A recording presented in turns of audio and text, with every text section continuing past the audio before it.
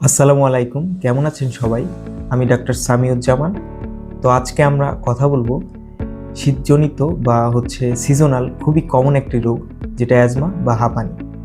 তো এই রোগে মূলত হয় শ্বাসনালী সরু হয়ে যায়, বুকের ভিতরে কফ জমে এবং শ্বাসনালীর প্রদাহজনিত রোগের কারণে বাতাস ঢোকা ও বের হওয়া কষ্টকর হয়ে যায়।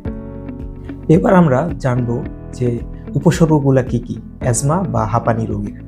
তো উপসর্গগুলোর মধ্যে অন্যতম হচ্ছে শ্বাসকষ্ট হওয়া, কাশি হওয়া, বুকের ভিতর শোষ আওয়াজ করা, ঘড়ঘড় আওয়াজ করা এবং বুকে ব্যথা হওয়া, বুকে চাপ দিয়ে ধরা, এই জিনিসগুলো হতে পারে। এখন আমরা জানবো যে এই অ্যাজমা বা হাঁপানি রোগটা কোন কোন কারণে বেড়ে যেতে পারে।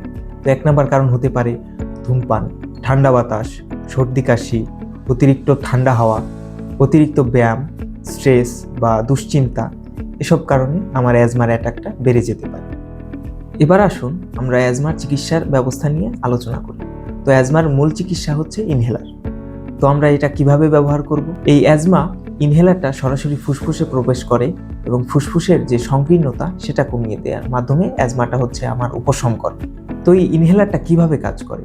ইনহেলারটা মূলত কাজ করে শ্বাসযন্ত্রের ভিতরে ইনহেলারের মধ্যে যে পার্টিকেলগুলো আছে সেগুলো প্রবেশ করে ফুসফুসের যে সংকীর্ণতা হওয়া সেটাকে বড় করে, সেটাকে সংকীর্ণটাকে প্রিভেনশন করে আমার অ্যাজমার অ্যাটাকটাকে কমিয়ে দেয়।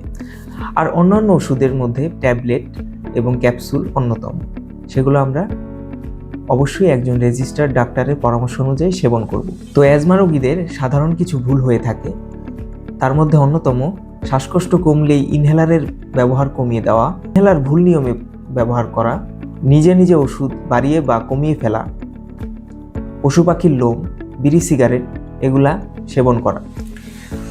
তো আমরা এখন জানবো অ্যাজমা এটা প্রিভেন্ট করার জন্য আমরা কি কি ব্যবস্থা গ্রহণ করতে পারি। নাম্বার 1, নিয়মিত ইনহেলার ব্যবহার করা। নাম্বার 2, ইনহেলারের সঠিক ব্যবহার বা টেকনিক শেখা। নাম্বার 3, ধূমপান, পশু পাখির লোম এবং ময়লা ধুলাবালি এগুলো এড়িয়ে চলা। সর্দি হলে দ্রুত ডাক্তারের পরামর্শ নেওয়া এবং নিয়মিত ডাক্তারের ফলো আপে থাকা। ঠিকভাবে চললে অ্যাজমা রোগীরা সম্পূর্ণ স্বাভাবিক জীবনযাত্রা করতে পারে। এখন আমরা জানবো যে কখন আমরা হাসপাতালে যাব। তো মূলত 3টা জিনিস দেখলে আমরা হাসপাতালে ডাক্তারের শরণাপন্ন হব। তার মধ্যে 1 নাম্বার, ইনহেলারে আপনার শ্বাসকষ্ট যদি না কমে থাকে। 2 নাম্বার, ওষুধের মাধ্যমেও যদি সিমটমসগুলা রিমুভ না হয় বা সিমটমসগুলা আপনার কারেকশন না।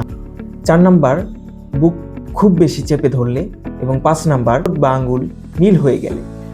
শেষ কথা, অ্যাজমা কোনো অভিশাপ নয়, এটা নিয়মিত চিকিৎসার মাধ্যমে এটার থেকে সম্পূর্ণ উপশম হওয়া সম্ভব। তো আমরা কি করতে পারি? সঠিক চিকিৎসা, নিয়মিত ওষুধ, পর্যাপ্ত ফলোআপ, 3টা বিষয় যদি আমরা মেনে চলি তাহলে আমাদের অ্যাজমা থেকে সম্পূর্ণ নিরাময় সম্ভব। তো ধন্যবাদ সবাইকে। আমি ডাক্তার সামিউজ্জামান আপনাদের সাথে আছি।